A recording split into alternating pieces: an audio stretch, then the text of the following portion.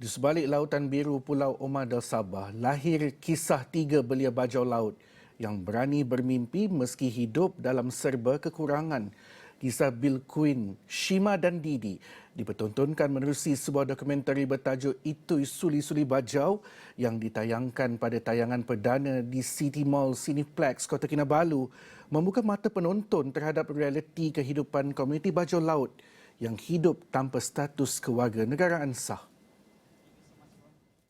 Daripada menjadi peserta bengkel pembikinan filem, mereka kini bergelar pengarah muda, merakam sendiri kehidupan seharian komuniti mereka tentang kemiskinan tegar, keterbatasan akses pendidikan dan penjagaan kesihatan.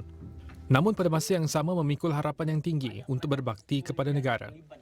Ini sekaligus membuka mata ramai penonton tentang isu status kewarganegaraan yang membelenggu ramai di negeri itu.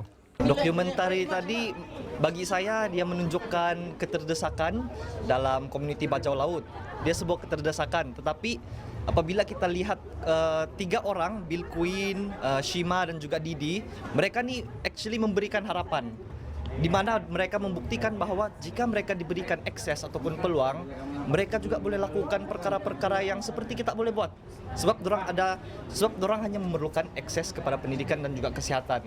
Dan kalau kita tengok, akses kepada pendidikan inilah yang mampu mengubah struktur sosial yang boleh mengeluarkan daripada kepompong kemiskinan, memberi sekurang-kurangnya pengiktirafan lah begitu, pengiktirafan ataupun recognize them as our people.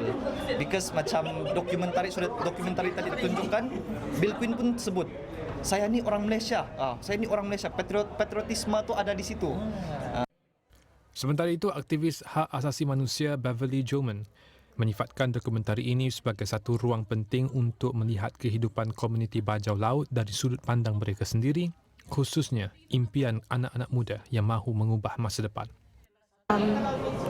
The last part of the documentary. Yang terakhir sekali, diorang bilang harapan mereka untuk menjadi seorang yang dapat membantu community, untuk menjadi seorang doktor mungkin atau terlibat dalam perubatan, dan seorang lagi tu mau jadi detektif.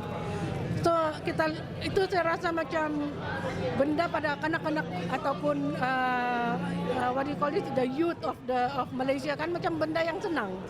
Tapi untuk mereka kena struggle untuk mencapai. Bagi guru sekolah alternatif Borneo Comrade, Sabir Sharifuddin, dokumentari ini membuka ruang kesedaran terhadap realiti hidup individu tanpa kewarganegaraan yang sering terpinggir daripada arus pembangunan. Dokumentari ini sangat bagus sebab ramai kawan-kawan yang ada di luar sana kurang mengetahui dan kurang awareness, kesedaran tentang bagaimana realiti hidup sebagai orang yang tidak mempunyai warga negara, apatah lagi sebagai seorang bajau laut yang mungkin hidup jauh daripada akses apa yang ada di bandar. Betul, ini sepatutnya yang kita kena ambil peluang sebab saya fikir mereka adalah orang yang mampu untuk menggerakkan proses urbanisasi negara. Sebagai orang yang memegang kekuasaan, orang yang berada di dalam sistem, patut melihat.